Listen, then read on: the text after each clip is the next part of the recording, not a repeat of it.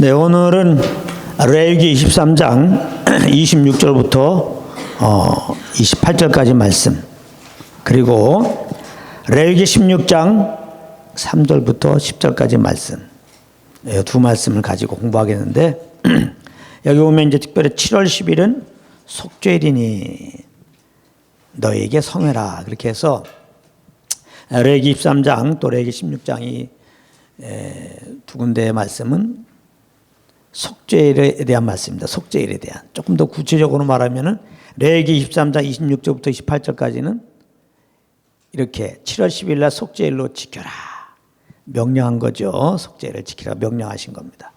그런가 하면은 레위기 16장 3절부터 10절에 보면은 그 속죄일 때 어떻게 해야 되느냐, 속죄일에 대한 규례, 그 의식을 말씀한 겁니다. 이제 오늘 우리는 속죄일을 공부하겠는데요. 구약에 보게 되면 속죄제사가 있어요. 그렇기 때문에 좀 구별시키기 위해서 대속죄일이다, 그렇게도 부릅니다. 우리는 계속해서 지금 절기를 공부하고 있어요. 이스라엘의 7대 절기. 그래서 이제 우리가 지금 유월절, 무교절, 초실절, 오순절 공부했어요. 이건 다 예수님이 이제 이 절기들은 예수님에 대한 거, 예수님이 하실 일에 대해서 예언적으로 이렇게 상징적으로 모형적으로 주신 것인데요. 이제 그림자입니다. 실체, 몸된 그리스도의 그림자라고 그랬어요. 절기는. 그래서 이제 이 절기 지키는 것은 의미가 하나도 없고, 뭐 절기 여러 가지 오늘도 공부하지만 규례대로 우리가 그것을 잘 이제 행하면 하나님께 예배드리는 게 아니고, 이것은 어디까지나 예수 그리스도 또 그분의 행하신 일이었기 때문에 이미 예수님이 오셨잖아요. 그러니까 우리가 이제 예수님을 영접하고 그분과 동행하게 되면은 그 절기를 주신 근본적인 하나님의 뜻에 부합되는 건데요. 이제 그럼에도 불구하고 이 절기를 공부하는 이유는 이게 건물의 설계도와 같은 거예요. 예수님과 그분의 하신 일, 앞으로 하신 일을 우리가 잘 이해할 수 있어요. 그래서 우리가 먼저 4개의 절기 공부해서 유월절, 무교절, 초실절, 예수님의 죽으심과 부활하심입니다. 그리고 이제 초실절 이후에 오순절날 칠실절이라고도 하고 맥주절이라고도 하고 성령을 하늘에서 올라가셔서 이제 보내셨어요. 이거 다 이루어진 겁니다. 예수님이 다 하신 일이에요. 오순절날 성령이 임했잖아요. 우리는 이제 그 이후에 지금 살고 있습니다. 그리고 나팔절 지난 시간에 공부했어요. 오순절 4개월 뒤에 이제 나팔절이 있습니다. 그 7월 달에 이제 나팔절 7월 1일 날 신정이라고 그랬어요. 새해 첫날 나팔절이 있고, 그 다음에 오늘 공부할 속죄일이 있고 7월 10일입니다. 그 다음에 15일 날 장막절이 있습니다. 이 세 가지는 아직 예수님이 이루시지 않은 거예요. 그러니까 앞에 네 절기가 예수님이 이제 그 절기 따라서 상징적인 것 따라서 예수님 오셔서 다 이루셨다면은 앞으로 이 세 절기도 반드시 예수님이 이루실 거예요. 그러니까 이 세 절기의 의미를 살펴보는 게 중요한데, 지난 시간에는 나팔절을 공부해서 예수님이 나팔과 함께 재림하신다. 나팔 소리와 함께. 그 다음에 이제 오늘 공부할 거는 이 속죄일인데요. 이 속죄일은 무엇을 의미하느냐. 예수님이 이제 나팔과 함께 임하실 때 공중에 임하시죠. 이렇게.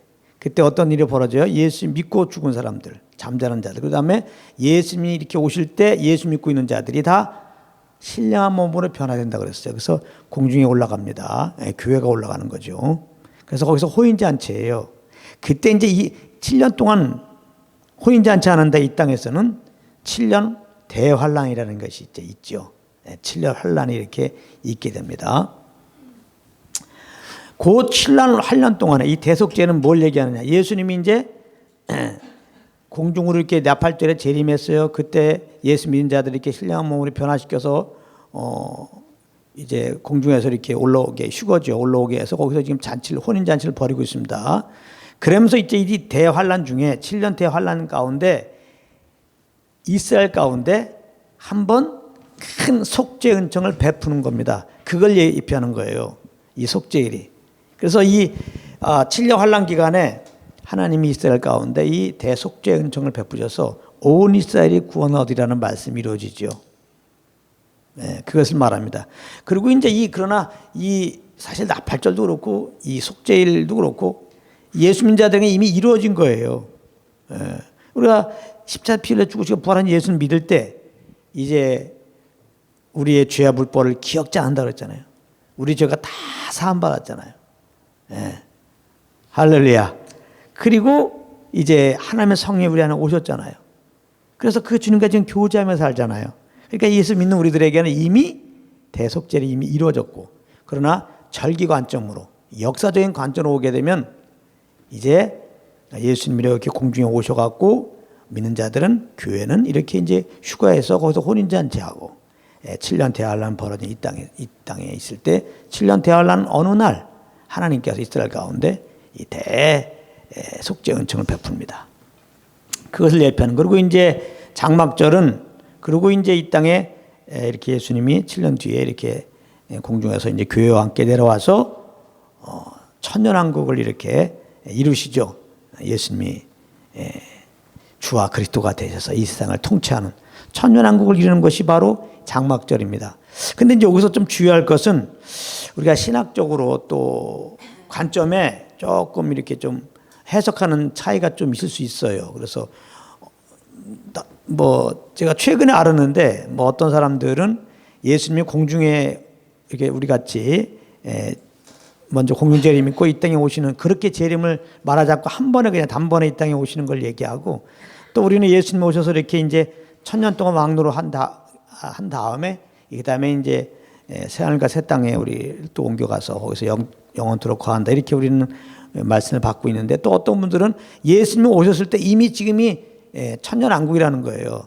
지금 천년 통치 시대라는 겁니다. 뭐 이렇게도 얘기하는데, 그럼 이런 부분들을 어떻게 할 것인가 했을 때, 우리가 잘 알아야 되는 게, 예수 그리스도의 그 복음, 은혜의 복음은 고수해야 됩니다. 그건 절대 타협하면 안 돼요. 그러나 복음의 훼손이 안 되지만은 이렇게 교리적으로 조금 이렇게 좀 충돌되는 그런 것들에 대해서는 우리가 좀 열린 마음을 가질 필요가 있습니다. 그런 부분들, 그걸 내가 가진 그 교리로 막 하면은 교리 싸움이 돼요. 그래서 사실은 침례교다 그러면 그 세례 줄 때, 아니야, 성경은 침례라고 그래서 물속에 들어갔다 나와야 돼. 그래서 그거 얘기하면서 침례교 생긴 거잖아요. 사실 물속에 들어갔다 나오는 거나, 또 이렇게 이제 머리에다가 물 찍어주는구나. 우리가 나름대로 이제 또 이렇게 말씀을 근거로 해갖고 할 때 다 이해할 수 있는 겁니다. 그러니까 그렇게 복음이 훼손이 안 되면은 조금 이렇게 교리가 조금 상충되는 거 있을 때 조금 열린 자세로 그냥, 또 말씀을 근거로 한다면요, 그런 말씀을 그렇게도 이 사람은 해석하는구나, 이렇게 좀 알고 계세요. 그리고 주장하는 건 마땅찮아요. 그렇게 한다 그러면 그렇게만 알고 이렇게 있어요. 그리고 우리는 복음만 얘기해요. 할렐루야. 그래서 복음 안에서 우리는 정말 하나인 것을 인정하고, 또 피차 이렇게 귀한 걸 또 취하는 자세가 필요하다. 그렇지 않으면은 다 이게 교리적으로, 교리 때문에 나뉘는 거예요. 분명히 예수님 믿었고 구원받고 한 형제인데, 이렇게 교리, 뭐 방언하냐 안 하냐, 은사가 있냐 없냐, 성세례가 있냐 없냐, 뭐 이런 거, 전천연설이냐 후천연설이냐, 막 이런 어떤 교리적인 것 때문에 다 나뉘고 막 그러거든요. 예수 그리스도 안에서 우리는 이제 하나가 돼야 되죠. 그러니까 복음 안에서 하나인 거예요. 그러니까 복음이 다르면 그건 이단입니다. 그건 절대 우리가 이거 복음이 다른 거는 오픈하면 안 돼요. 그러나 그 사람이 복음은 정말 믿고, 정말 복음의 교리는 그대로 정말 우리와 같습니다. 근데 그 외에 이렇게 이제 그것도 성경을 근거로 조금 이렇게 차이를 두고 해석을 한다면 조금 열린 마음으로 우리가 그냥 받아주자. 알겠죠? 꼭 그거 기억하시기 바랍니다. 막 교리적으로 싸우는 것은 바람직 못해요. 복음의 교리에 대해서만 우리는 굳건하게 붙잡고, 이거는 조금도 양보할 수가 없습니다. 예수님의 십자가 부활 통하여 우리가 그 예수를 믿음으로, 십자가에 죽으시고 부활한 예수를 믿음으로 구원받는다. 그 다음에 구원받은 다음에는 오직 그 예수님을 주인으로 모시고 산다. 그러므로 성령을 쫓아 사는 것이다. 이 교리는 조금도 이거는 타협이 없어요. 이건 타협하면 안 됩니다. 그렇게 우리가 알고요. 그래서 우리가 우리에게 주신 빛 따라서 우리가 이 절기를 보면 사실은 너무 자연스러워요. 절기가 다 예수님이 이제 하신 일, 이제 하실 일이라면, 이 7월 달에 있는 이 절기들은 하실 일인데, 예수님이 7월 날 나팔과 함께 오신다고 그랬잖아요. 재림. 예? 그 다음에 이제 이렇게 속죄일은 그 온 이스라엘에게 죄 사면해 주는 날이거든요. 예. 그건 아직 안 이루어졌어요. 이스라엘은 지금 예수도 거의 믿잖아. 예수 믿는 사람 1%도 안 돼요. 그러나 반드시 이제 7년 환란 가운데 하나님이 그런 속죄 은총을 베푼다고 좀 이따가 말씀으로 더 확증해 드립니다. 예, 그리고 이제 장막절이 되면서 이제 천연왕국 하는 거예요. 예, 우리는 이제 또 우리에게 주신 그 비단에 이제 거하면 되겠습니다. 이제 그러면서 이제 아까 말했지만 일반적인 그 속죄 제사가 있고 이제 이 속죄일이 있는데 그러면 일반적인 속죄 제사와 속죄일의 차이는 무엇냐 했을 때 우리가 여러 가지 율법에 범한 죄를 포함하면 이렇게 이제 속죄 제사 드리잖아요. 양 갖고 와갖고 이제 이렇게 속죄 제사 드리는데 그거는 개인의 죄를 범할 때 개인의 죄 용서받기 위해서 드리는 제사죠. 그러나 좀 전에 말했지만 이 속죄일은 온 민족의 죄 사함을 받는 날입니다. 그리고 이제 이 속죄일의 특징 중에 하나는 대제사장이 1년에 딱 한 번, 사실 두 번이죠. 이 지성소에 성소가 있는데 그 휘장을 중심으로 해서 바로 들어가면 성소라고 그러고 이제 휘장 뒤에 지성소 거기 법궤가 있고 이제 거기 하나님 임재하시는 곳인데요. 지성소 아주 거룩한 곳이라는 거죠. 그 지성소에 대제사장이 유일하게 들어가는 날입니다. 1년에 한 번. 왜 근데 한 번이면서 두 번이냐? 대장이 이 백성의 죄를 이제 위해서 들어가는데 먼저 자기도 연약하잖아요. 죄를 범했잖아요. 그러니까 자기 죄 속하기 위해서 먼저 들어가는 겁니다. 그 다음에 백성의 죄를 위해서 들어가고. 그래서 1년에 한 번 들어간다 해도 맞고 두 번 들어간다 해도 맞아요. 분명한 속죄일 때 대장이 지성소에 들어가는 것이 좀 그게 특별한 겁니다. 근데 이제 특별히 그 대장이 이제 그 속죄일 때 지성소에 들어갈 때 옷을 하얀 세마포 옷을 입는데요. 특별히 옷의 장식품이 중요해요. 옷줄에다가 방울을 달습니다. 방울을 달아요. 소리나게 딸랑딸랑. 그 다음에 이제 발목에다가 끈을 메고 들어가는 겁니다. 옷줄에다가 방울을 달고 발에다가 끈을 달아요. 왜냐하면 이렇게 이제 제사를 드리는데 하나님이 연락하지 않으면 죄가 그대로 있는 거잖아요. 그러면 대장은 즉사합니다. 연락했다는 증거는 뭐냐? 방울 소리가 들리면 대장에 살아있는 거야. 그러니까 하나님이 연락하셨구나. 이 밖에서 하나님 연락했나 안 했나? 백성들은 기다리고 있는 겁니다. 그때 이 방울 소리를 들으면서 하나님이 연락했다. 대장이 들어갔는데 방울 소리가 안 나. 이거 하나님이 연락하지 않은 거야. 그렇다면은 이제 대장은 그 자리에서 죽습니다. 근데 왜 끈을 이렇게 맸냐? 대장이 죽었다고 아무나 들어가서 끌고 오면 그건 그도 죽습니다. 거룩한 하나님의 거하는 곳이기 때문에요. 죄인이 하나님 만나면 그냥 심판입니다. 그냥 죽음이에요. 그래서 이 끈을 맸기 때문에 그 끈을 이렇게 살살 잡아당기는 겁니다. 휘장 뒤에서 이렇게. 그래서 죽은 대장을 끄집어내려고 그런 옷차림이 있는 겁니다. 그만큼 하나님은 거룩하신 분이라는 거예요. 지성소는 하나님이 임재하시는 곳이라고 그랬죠. 거기 죄인이 거기 들어갈 수가 없어요. 죄인이 하나님 만날 수가 없다고. 모든 사람이 범죄했음에 하나님의 영광에 이르지 못하더니. 그래서 우리 모든 사람도 이미 죄인이기 때문에 죄의 형벌 받고 영원한 불못에 갈 수밖에 없어요. 무슨 하나님께 예배 드립니까? 될 수가 없어요. 근데 이제 이렇게 예수님이 오셔서 우리 죄를 짊어지고 십자가에 피 흘려주시고 단번 속죄하셨죠. 우리가 그 피를 힘입고 죄 사함 받아 의롭다함을 얻었기 때문에 그 피로 하나님과 화목되었기 때문에 하나님이 그 피를 받으시고 피 안에 있는 우리를 받으시기 때문에 그 피 때문에 우리가 이렇게 새롭게 되어서 이제 담대히 아버지께 나가서 예배할 수가 있게 된 거예요. 그러니까 항상 우리는 예수 이름으로 예수의 피 힘입고 아버지께 나가야 되고 아버지께 나가서 오직 감사해야 돼요. 죄와 물로 나는 죽을 수밖에 없는데 이렇게 그 아들을 보내셔서 나를 살리시고 자녀 삼아 주신 거 감사합니다. 그래서 히브리서 13장에 보게 되면 이러므로 이제 우리가 예수로 말미암아 항상 찬미의 제사를 드리자. 할렐루야. 그래서 우리가 드리는 예배는 예수 이름으로 하기 때문에, 예수의 피를 힘입고 하기 때문에 기본이 뭐예요? 항상 감사예요. 항상 감사. 할렐루야. 이거 꼭 기억해야 됩니다. 이제 우리가 속죄일 규례를 아까 읽어봤는데, 속죄일 규례를 조금 보면은 우리가 읽자는 것 중에 레위기 23장 29절에 보면 이런 말씀이 있어요. 그 스스로 자신을 괴롭게 하라.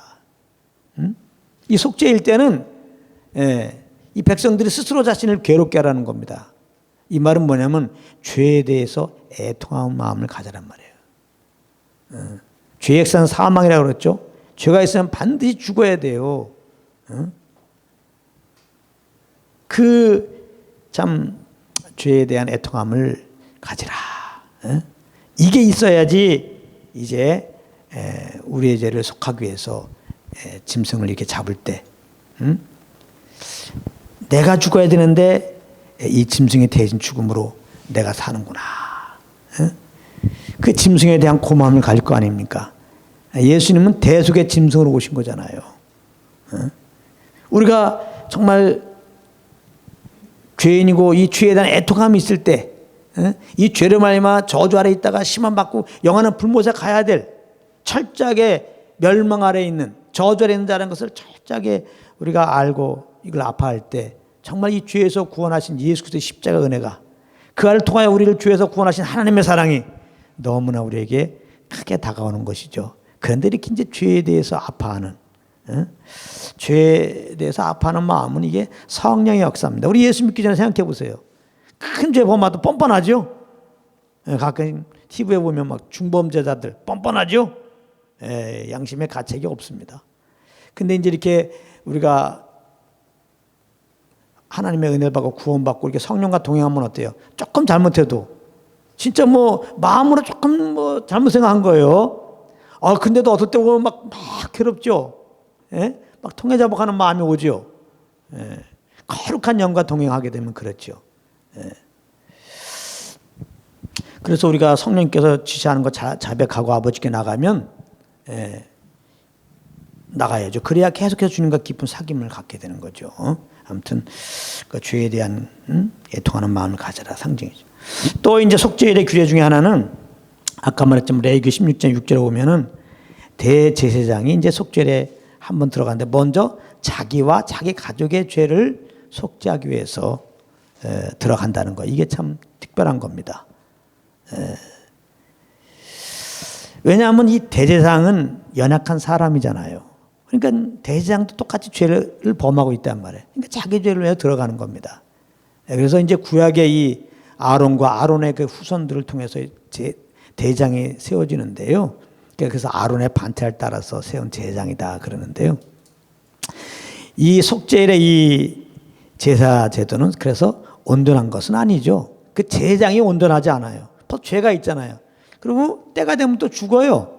그 제사장이 자꾸 바뀝니다. 이 속죄일 때의 대장은, 이것은 이제 죄 없는 온전한 대장된 예수 그리스도를 이제 상징하는 것이었죠. 예수는 죄가 없는 분이에요. 그래서 그분은 단번 속죄예요. 한 번 이제 우리의 죄를 짊어지고 피 흘려 죽으신 다음에 부활하시고 이제 하늘에 올라가셔서 지금도 대제사장으로서 자기가 나온 자들을 지금 구원하고 계시는 겁니다. 할렐루야. 이걸 잘 하셔야 돼요. 그런가 하면 이제 이거 굉장히 중요한 게 있는데요. 레위기 23장 그 8절에 보면은 이 속죄일 때는 2마리의 염소를 데리고 옵니다. 그래서 제비를 뽑아요.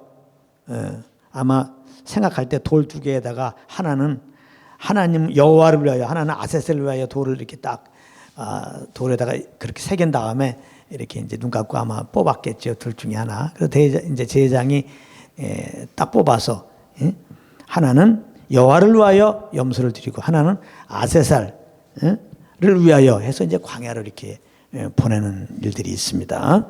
그 여호와를 위하여 선택된 염소는 무엇에 필요하냐? 염소 2마리를 속죄일에 데리고 옵니다.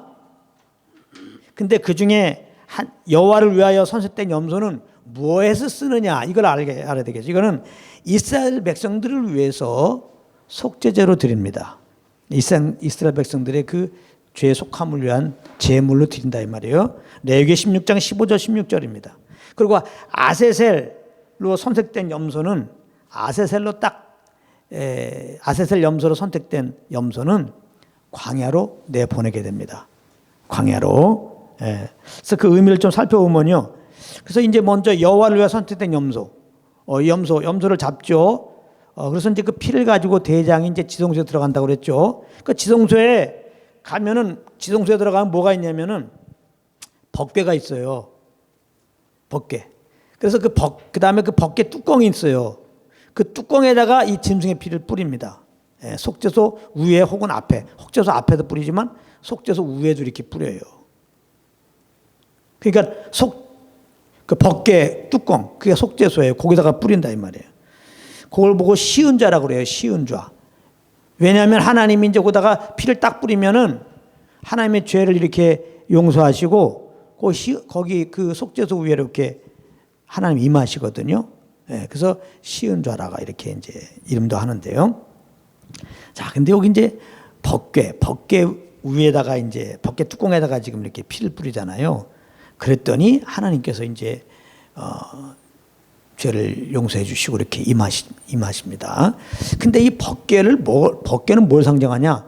법궤 안에 보게 되면요, 이 세 가지가 있어요. 만나 담은 항아리가 있고, 그다음에 아론의 쌍난 지팡이가 있고, 십계명의 두 돌판이 있습니다.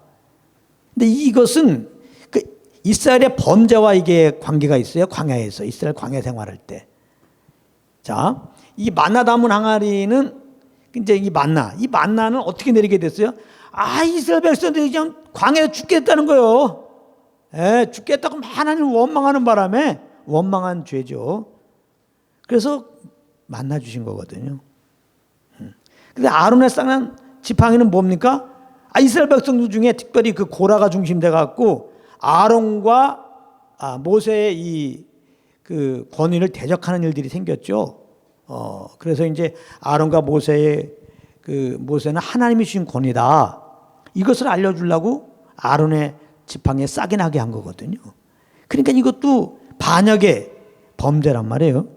그때 많은 이스라엘 백성들이 따랐어요. 그래갖고 이제 물론 땅이 갈라지면서 그냥 땅 속에 들어가서 죽는 그런 이제 징계를 받게 되는데요. 그 다음에 이제 십계명 두 돌판은 뭐예요? 모세가 이제 십계명 받으러 올라가는데 그 사이를 못 참고 아론이 또 이스라엘 백성들의 그런 결탁해 갖고 금송아지 만들어서 모세가 막 그걸 보면서 이렇게 돌판 깨뜨리고 다음에 다시 이렇게 십계명 돌판을 받게 되는데요. 그러니까 우상 숭배와 연관이 돼 있단 말이에요.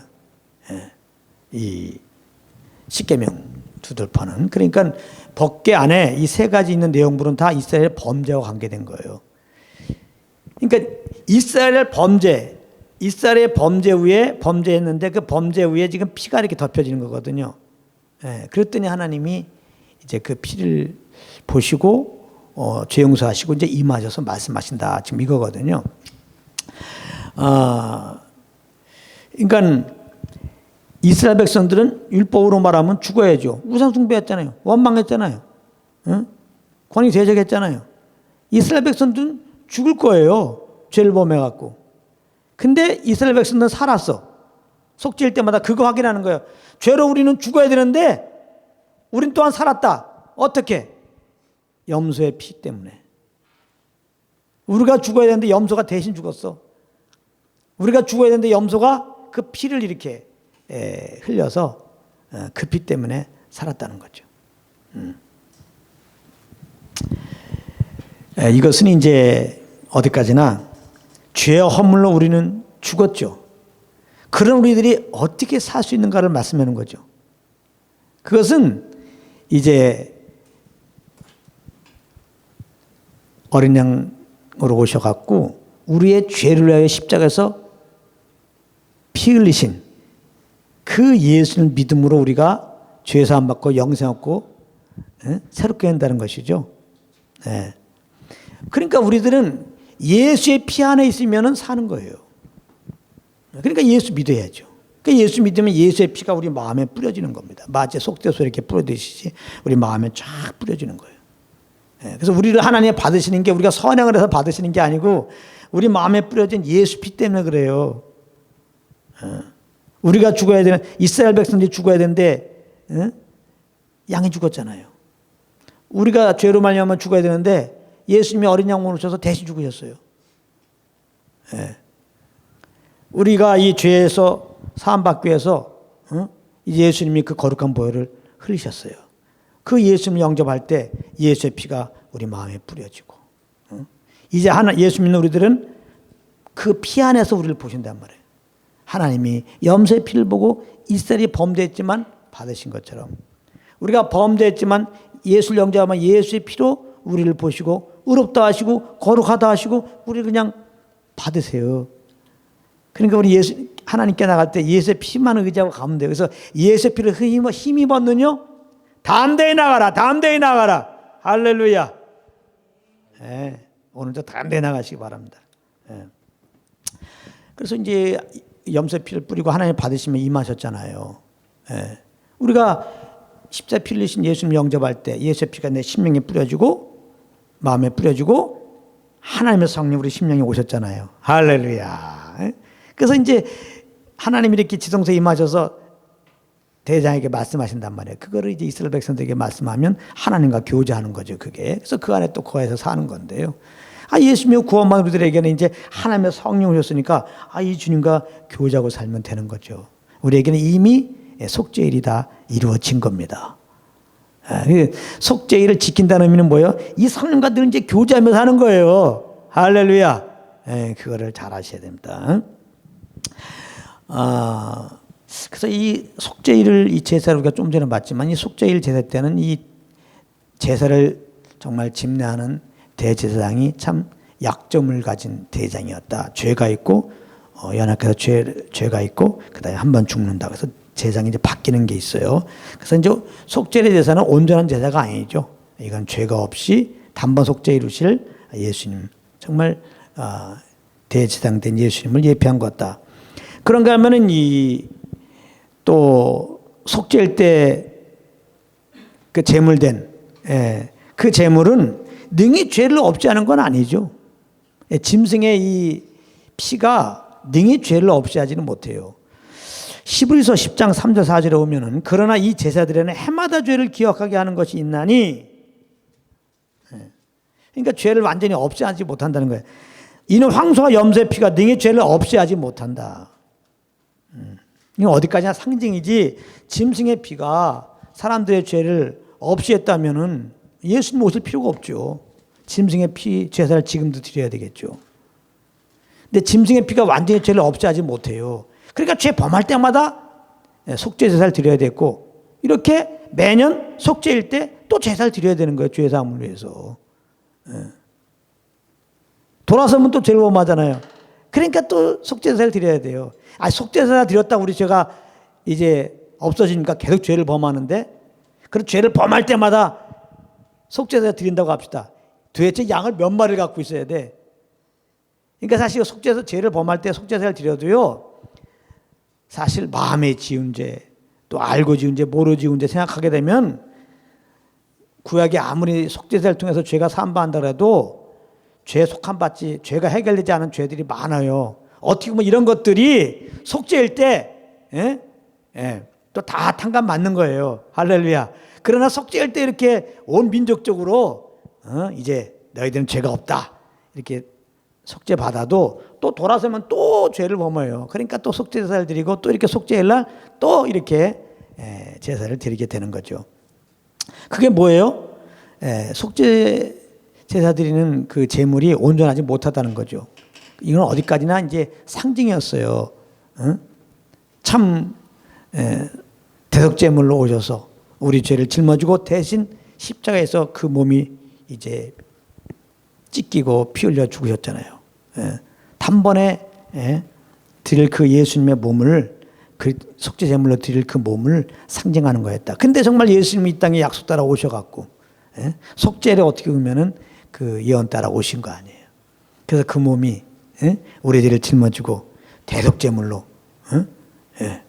피 흘려 죽으신 거란 말이에요. 그래서 이제 히브리서 10장 9절에 보면은 그 첫 것을 패하심은 둘째 것을 세우려 하십니다. 이 뜻을 따라 예수 그리스도의 몸을 단번에 들으심으로 말미암아 이제 우리가 거룩함을 입었다 이 말이에요.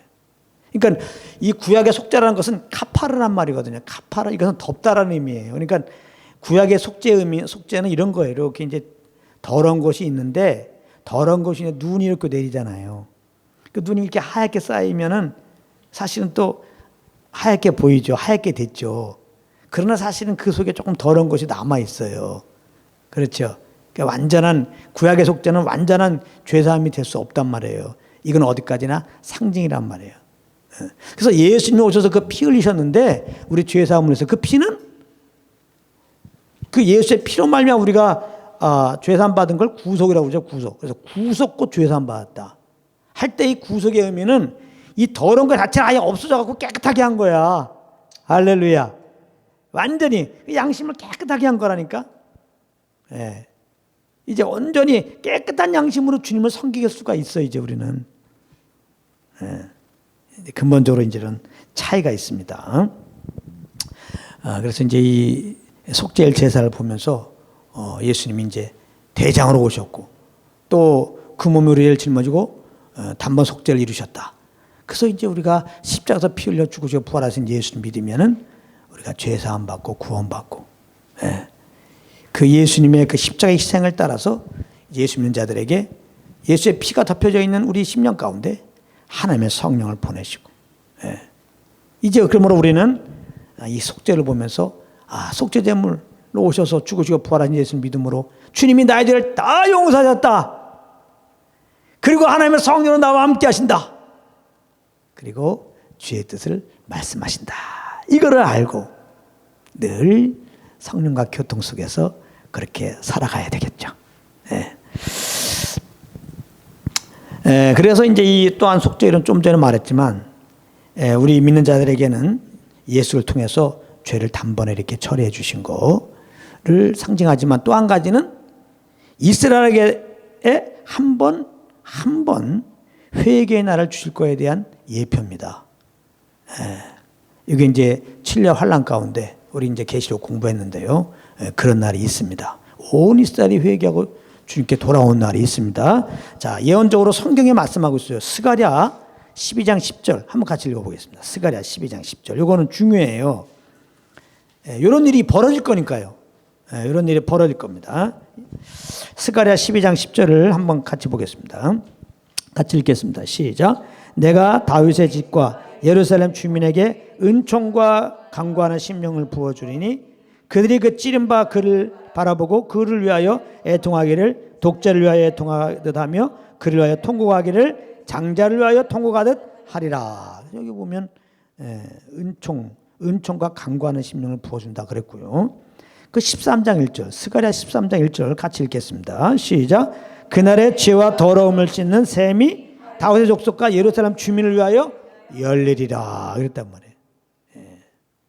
그래서 이렇게 주님은 이스라엘에게 속죄일 때 이렇게 이제 온 이스라엘 민족의 죄 용서함 받는 날, 민족적으로 죄 용서함 받는 날이거든요.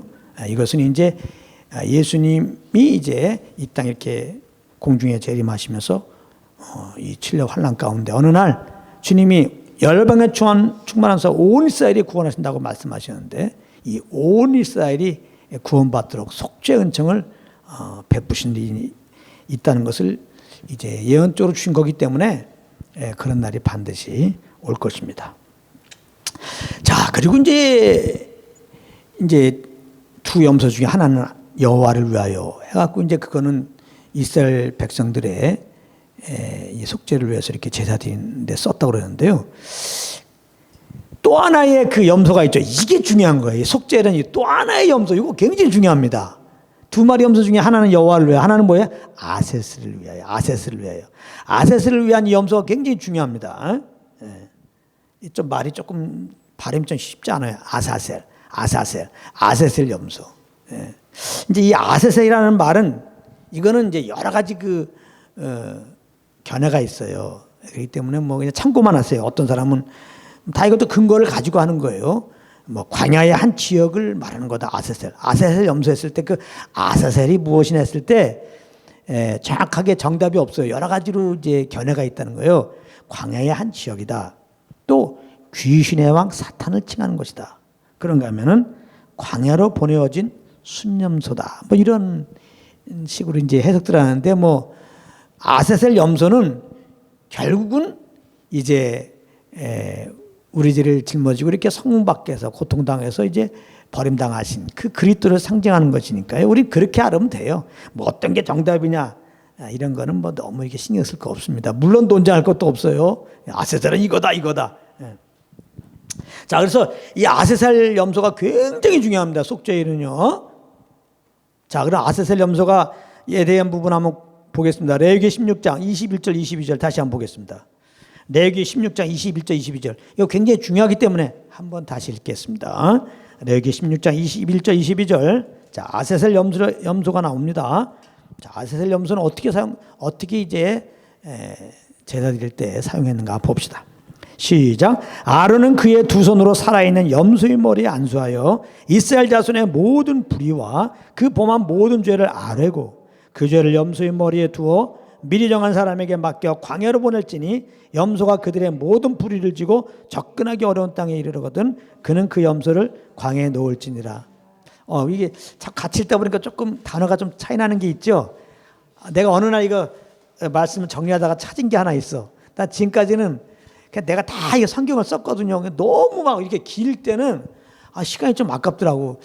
이거 좀 누가 이게 써는 거 없나 하다가 그때 옛날에 한 분이 우리 카페에다가 인터넷 이렇게 성경 인터넷 보니까 있더라고요. 그래서 그걸 이렇게 옮기는 걸 제가 배워가지고 쓰다 보니까 요즘 성경으로 이렇게 나와요. 그래서 이렇게 좀 차이가 있는 거 이해해 주시고요. 여기 이제 보면은 자, 아세셀 염소에 대한 건데 이제 대장이 이렇게 이제 제사를 드렸잖아요. 여호와를 위한 제물 염소를 가지고 이제 제사를 드려서 하나님이 이렇게 이제 받으셨어요. 받으시면 나와 갖고 이제 이 아세셀 염소로 택한 그 염소 위에다가 머리에 안수하는 거예요, 이렇게. 염소의 머리에 안수하여 그랬잖아요. 그다음 안수한 다음에 이스라엘이 하나님께 범죄한 걸 이렇게 이제 고백해요. 대제사장이 아세셀 염소를 데리고 와서 거기다가 머리에다 손을 얹습니다. 그 다음에 이스라엘 백성들이 그 잘못한 걸 이렇게 이제 고백합니다. 그러면은 이스라엘 백성들의 이 고백한 죄가 그 염소에게 아세셀 염소에게 그대로 전가가 되는 거예요. 그러니까 죄를 딱 안수하는 그 순간에 죄를 고하면서 안수하는 그 순간에 이스라엘의 죄가 다 누구한테 갔어요? 아세셀 염소에게 간 거야. 그러니까 아세셀 염소는 지금 이스라엘의 모든 죄를 지금 짊어지고 있는 거예요. 그래서 이스라엘의 모든 죄를 짊어진 아세셀 염소를 어떻게 해요? 광야로 보내란 말이에요. 광야로. 여기 보면은 모든 불의를 지고 접근하기 어려운 땅에 이르거든 그는 염소를 광야에 놓을지어다. 한 사람이 이제 또 정해진 한 사람이 이렇게 이제 대장의 안수를 받은 염소, 아세셀 염소. 그러므로 이스라엘 죄를 짊어진 아세셀 염소를 이제 막 끌고서 아무도 접근하기 어려운 광야에다가 딱 가서 딱 놓는다 이 말이에요. 염소를. 자, 그러면은 그 염소는 어떻게 될까요? 들짐승한 테 찢어 죽어요. 아세셀 염소는 광야로 간 아세셀 염소는 광야로 보내어진 아세셀 염소는 들짐승에게 찢어 죽어요. 고독한 죽음이요, 외로운 죽음이요, 처참한 죽음이요.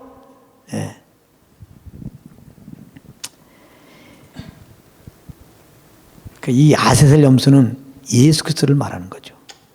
예수님은 우리 죄를 짊어지셨어요. 세상 죄를 지고 하는 어린 양으로 오셔갖고 진짜 이제 우리의 죄를 짊어지셨어요. 그리고 성문 밖에 나가서 고난 받으시고 온몸이 찢기며 그렇게 비참하게 이제 버림당하시고 죽으셨습니다. 그것을 말하는 거예요. 히브리서 13장 12절에 그러므로 예수도 자기 피로써 백성을 거룩히 하려고 성문 밖에서 고난을 받으셨느니라. 그래서 사실 그 예수님이 이 땅에 이제 우리를 이렇게 죄사함을 위해서 이제 오셨잖아요. 죄에서 구원하기도 오셨는데 예수님이 공생을 시작하기 전에 어떤 일이 벌어졌어요? 예수님이 이 땅에 나시기 6개월 전에 먼저는 세례 요한이 백성들에게 세례의 회개의 이 침례를 하죠. 그렇게 막 하고 있는데 어느 날 예수님이 세례 요한에게 가서 나도 침례 받겠다 그랬어요. 했더니 아유 어떻게 내가 예수님께 침례하여야 됩니까? 했더니 이게 하나님의 의를 이루는 거라는 거예요. 하나님의 의가 뭡니까? 예수를 보내신 하나님의 뜻이 뭐예요? 예수님 통해서 우리를 죄에서 구원하는 거 아니에요? 자기 백성을. 근데 예수님이 지금 세례 요한에게 안수받는 건 뭐예요? 이게 지금 속죄일 때 아셀 염소 생각하면 딱 떨어져요. 백성을 대표한 대장이 지금 머리에 딱 안수했잖아요. 세례 요한은 마지막 선지자입니다. 선지자는 이스라엘 백성들을 대표하는 겁니다. 이스라엘 백성 대표해갖고 예수님 머리에다가 손을 얹습니다. 어떻게 보면 이스라엘의 대표, 우리 모두의 대표로서 이렇게 손을 얹어요. 그건 죄가 예수님께 이렇게 이제 옮겨진 겁니다. 죄의 짐을 짊어지고 예수님 이제는 물세례 받은 다음에 어떻게 해요? 광야로 가셨잖아요. 그죠? 광야에서 그렇게 기도하셨잖아요. 그럼 또 예수님의 공생애는 뭐예요? 철저하게 버림받는 거죠. 예수님의 공생애는 다 핍박받고요. 그 크라이막스가 골고다에 가서 영문박 골고다에 가서 그 비참하게 그 몸이 찢겨지고 피 흘리신 거 아니겠어요? 네. 그래서 이 속죄일 때 아세셀 염소는 예수 그리스도다 정확하게 이렇게 일치가 됩니다. 그래서 이제 여기서 이제 정말 중요한 거예요. 그럼 왜 아세셀 염소를 광야로 보낸다는 거? 아세셀 염소는 이스라엘의 죄를 짊어진 염소예요. 그 다음에 이제 광야로 보내버렸어. 그럼 이스라엘의 죄를 짊어진 아세셀 염소를 광야로 보낸다는 의미가 뭡니까? 지금 아세셀 염소 광야로 지금 멀리 보내어졌어요. 이스라엘에서 지금 멀어지고 있는 겁니다. 뭐가 멀어져요? 아세셀 염소가 멀어지는 거예요. 아세셀 염소는 이스라엘의 죄를 짊어지고 간 거예요. 이스라엘의 죄가 지금 멀어지고 있는 거예요. 응? 아세셀 염소는 그들의 죄가가 지금 멀리 옮겨졌다 이거죠. 그들은 죄사함 받았다 이거죠. 응? 하나님은 그들의 죄를 기억하지 않는다 그런 의미죠. 그래서 성경에 뭐 많이 나오는데요. 한 두 구절만 인용하면 시편 103편 12절에 보면은 이런 표현이 있어요. 동에서 서가 먼 것 같이 우리 죄가를 우리에게서 멀리 옮기시고 이렇게 표현한다고. 죄사함 주신 것을 멀리 옮기시로가 표현해요. 이스라엘 죄를 짊어진 아세셀 염소를 광야로 멀리 옮겼어요. 아세셀 염소가 죄를 지고 멀리 가갖고 짐승에 찢겨서 흔적도 없이 죽은 것처럼 예수님이 이 땅에 오셔서 갈보리 언덕에서 우리의 죄짐을 짊어지고 우리의 죄를 짊어지고 몸이 찢기고 피 흘려 죽으셨어요. 이제 우리의 죄가가 멀리 옮겨진 거예요. 우리의 죄가 사함받은 겁니다. 하나님 죄를 기억하지 않는 거예요. 히브리서 10장 17절 18절에 또 그들의 죄와 그들의 불법을 내가 다시 기억지 아니하리라 하셨으니 광야로 보내진 아세셀 영은 다시 못 들어와요. 죽었어요. 그 아세셀 양은 죄를 짊어진 거예요. 아세셀 양이 죽었다. 안 돌아온다. 하나님은 죄를 기억하지 않는다 그 말이에요. 이것을 사하였은 즉 다시 죄를 위하여 제사 드릴 것이 없다. 이스라엘 백성들은 죄사함을 위하여 제사 드렸지만 복음 안에 있는 우리들은 이제 죄사함을 위하여 제사 드리는 게 아니에요. 그 예수 그리스도의 피를 의지하고 아버지께 나가서 그 예수의 피로 단번속죄를 주신 예수의 피로 나에게 영원한 죄를 사해 주시고 아주 죄를 기억하지 않으시고 아주 그냥 자녀 삼아 주신 주님 하나님 아버지 너무나 감사합니다 해가지고 예배 드리는 거예요. 할렐루야. 우리가 예배 드릴 때 눌릴 이유가 없어요. 왜 눌려요? 죄를 범해서 눌리지. 그럼 어떻게 합니까? 어떻게 하면 됩니까? 요한일서 1장 9절에 만일 우리가 우리 죄를 자백하면처럼 미쁘시고 어려워서 우리들 사하시면 모든 불의 수를 깨끗하게 한다는 것을 믿고 이미 예수 앞에 다 용서하시고 이미 그래도 죄를 범해도 어렵다고 하시는 그 하나님께, 하나님 아버지 앞에 죄가 있으면 정죄받고 내가 주님께 못 나가니까 하나님과 이 교제를 막는 죄를 성령님이 알려준다 이 말이에요. 예배는 성령으로 드리는 겁니다. 성령을 의지하면 하나님이 지금 내가 죄를 범해서 기뻐하지 않는 그거 있단 말이에요. 그 일이. 그러면 성령께서 알려준 죄를 잘못했습니다. 자백하란 말이에요. 그러면 미쁘시고 우러서 그랬잖아요. 미쁘시는 신실한 거예요. 하나님은 하신 말씀을 이루신다 이 말이에요. 그 말씀하신 그대로 자백하면 용서한다 말씀 그대로 정말 깨끗하게 한단 말이에요. 그러니까 자백한 순간에 주님이 다 용서한다는 걸 믿고 정죄감 없이 자백한 다음에 다시 담대히 아버지 품에 안기라 이 말이에요. 그래서 그 아버지의 음성을 듣고 그 사랑을 알고 그 사랑의 기운 따라서 또 주님을 섬기고 주님을 따르는 삶을 우리는 살아가는 거예요. 예, 꼭 아시기 바랍니다. 좀 잘못했다고 그 죄만 생각하면서 그냥 난 주님께 예배드릴 자격 없어, 찬양 드릴 자격 없어라고 고개 푹 숙이고 있으면 안 돼요. 잘못한 거 있으면 성령님이 좀 자백하면 되고, 자백했다면 이미 다 용서하신 주님께 우리보다 더 기뻐하면서 안으시고 얼마나 힘들냐 죄를 범한 주제에. 이게 주님의 사랑이에요. 이게 죄를 범하지만 또 죄 범하면서 이게 그냥 오늘 용서하지만 내일 용서하잖아요. 이렇지 않아요. 하나님은요, 우리가 죄를 범하고 자백하고 주님 품 안에 안으면 안으시면서 뭐라고 그럽니까? 너가 나를 떠나서 얼마나 힘들었니? 이제 날 떠나지 마. 나와 함께 할 때 내 영혼이 평안하잖아. 네 마음대로 살아니까 그렇게 죄를 범하고 너무 힘들잖아. 어서 와. 이게 주님입니다. 이게 주님이에요. 할렐루야. 세상 아버지와 달라요. 그래서 우리를 안아주시는 거예요. 그 안음을 느끼면서 감사로 예배 드리는 거라니까요. 그래서 예수의 피를 의지하고 나간다는 게 잘못 있으면 나가기 전에 성령님께 알려준다면 그 자백해. 그래서 아버지께 나갈 때는 다 당당하게 나가는 거예요. 할렐루야. 예수의 피로 말미암아 아버지께 담대히 나가서 이렇게 죄 용서하신 주님께 감사함으로 이제 성령의 그런 감동 따라 그렇게 예배드리고 그렇게 살면 그게 이제 하나님과 예배의 삶이 되는 겁니다. 그게 얼마나 감사합니까? 에베소 1장 17절에 우리가 예수의 피로 영원한 구속 곧 죄사함을 받았으니 그랬어요. 구속 곧 죄사함을 받았으니 영원한. 예수님은 단번 속죄예요. 그 말은 영원한 속죄란 말이에요. 구약의 이 짐승의 피는 온전히 능히 죄를 깨끗하게 하는 그 제물이 아니기 때문에 그 구약의 제물로 제사 드려서는 피제사 드려서는요 또 죄를 범할 때마다 또 이제 제물 갖고 나갔어야 돼요. 그러나 예수님의 그 몸은 우리를 짊어지고 단번에 속죄 제물을 드리신 거예요. 더 이상 예수님은 죽으실 이유가 없어요. 그리고 부활하시고 하늘 보좌 우편에 앉아서 지금 대장으로 계신다 이 말이에요. 그러니까 우리가 그 십자가에 피 흘리신 예수, 3일 만에 부활하신 예수, 나의 구주로 영접했다면 그 예수의 피로 죄사함 받았는데 영원히 죄사함 받은 거예요. 하나님이 기억하지도 않아 이제 우리 죄는. 그 피로 우리 죄가 사함받고 그 피로 하나님과 이제 화목되었어요. 그 피로 말미암아 이제 우리가 화목된 우리들은 사실은 하나님의 자녀라는 거예요.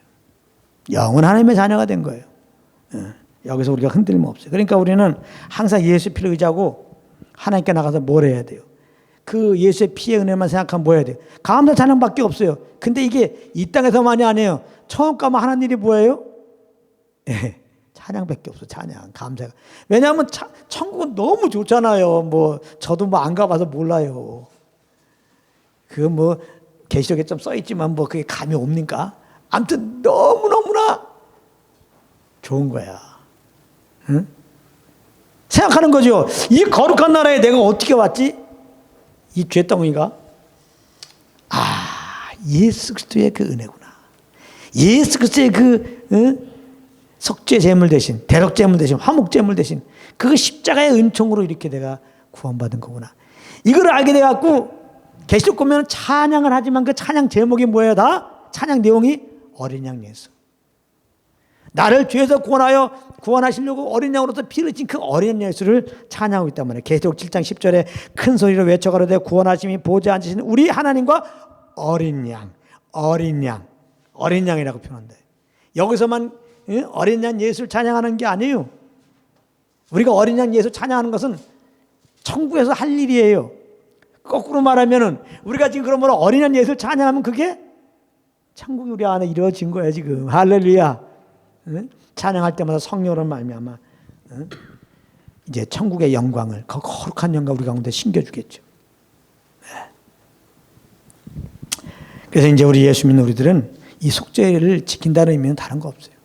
우리를 예수 그리스도 피로 영원한 구속, 죄사함을 허락하시고 죄를 기억하지도 아니하시고 우리와 화목하시고 내 자녀라고 하시고 이렇게 주의 영으로 나와 함께 하시면서 진리로 인도하신 주님을 우리가 알고 이주님과 교제하고 이주님을 찬양하는 거예요. 그런가 하면 아까 말했지만 로마서 11장 25절부터 27절에 보면은 열방의 충만한 수와 온 이스라엘이 구원받을 것을 분명히 말씀하고 있어요. 이 속죄일은 온 이스라엘이 구원받는 거. 물론 이 복음을 따라서 이방인들이 구원받는 것도 상징하는 것이죠. 그러므로 이 속죄를 지킨다는 것은 열방의 충만한 수와 온 이스라엘이 구원하여 주십시오. 우리가 기도하고 또 때를 따라 성령을 쫓아서 그들에게 예수 그리스도의 복음을 증거하는 삶을 사는 것입니다. 오늘 여기까지 하겠습니다.